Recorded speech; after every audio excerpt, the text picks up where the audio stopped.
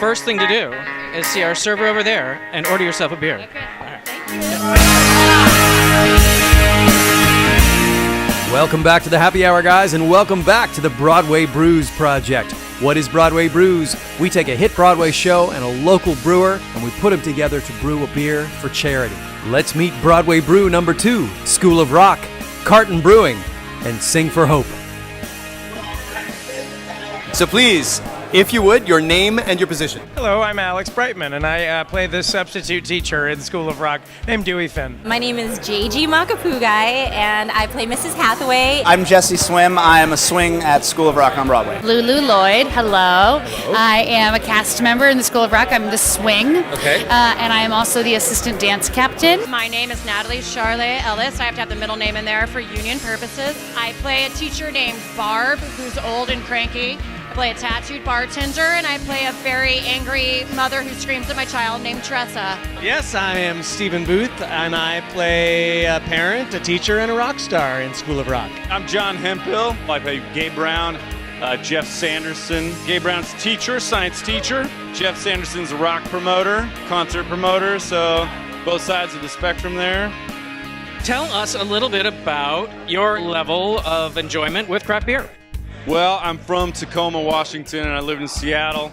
So Red Hook Brewery was like my little home base. I've toured all over the country, and one of my favorite things is just being in different cities and finding good local beers. One of my favorite beers that I ended up finding randomly on the road was Two Hearted, and I remember drinking it, and it was like, I haven't had beer in years because I'm actually a little allergic to beer. For vanity reasons, I stopped drinking beer because I would get the Asian flush. I want to be a part of this. This is going to be fun to be with my cast and hang out and like have my first sip of beer in like years. If you get the Asian flush, I will fix that in post, because I'm editing. I know I love like an Allagash White. I also love Sierra Nevada. I love pale ale, and I love a wheat beer, and I love things that come with fruit. I feel very fancy when I drink things with fruit. Well, who doesn't, really? Right? Sierra Nevada, the pale ale. My brother went to school in Chico, California. Oh my God, the mothership. And so I visited him when I was in high school, and it was really changed. It was my gateway. Yeah. It was totally my gateway. Yeah. I went to visit Great Divide in Colorado. That's a brewery. So good.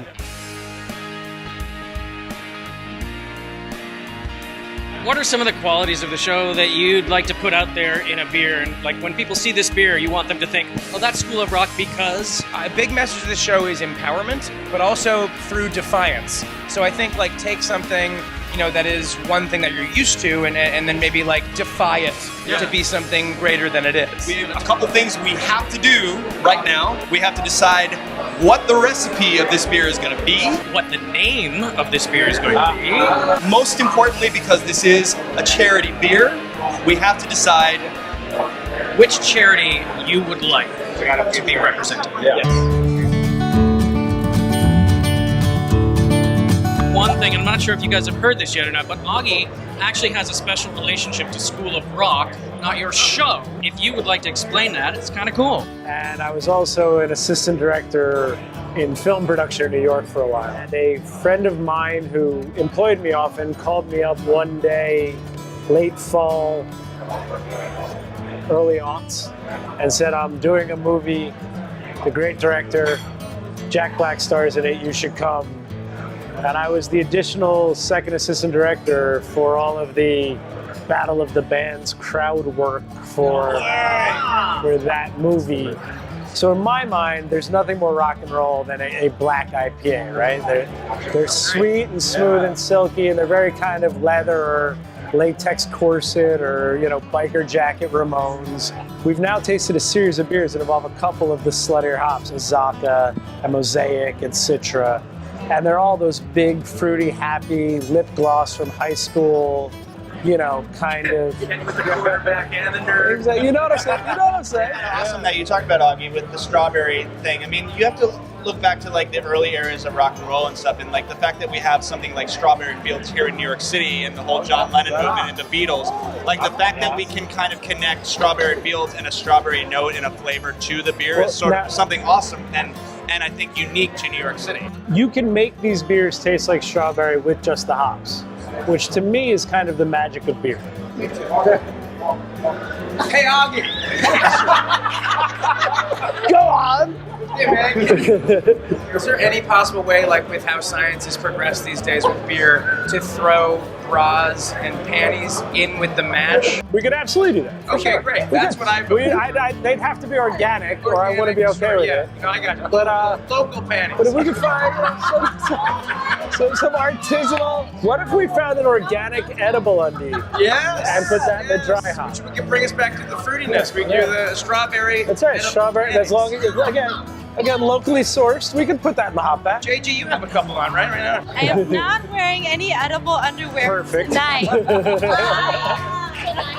And I think we all agree that this is a pleasing, happy, like I said, strawberry lip gloss, raspberry, rock and roll, bubblegum flavors. And we can put that on to something big and sexy and black and pretty and kind of velvety. I said the same thing about this beer, wanting it to, the moment that it touches your lips, like just boom, I'm ready to party.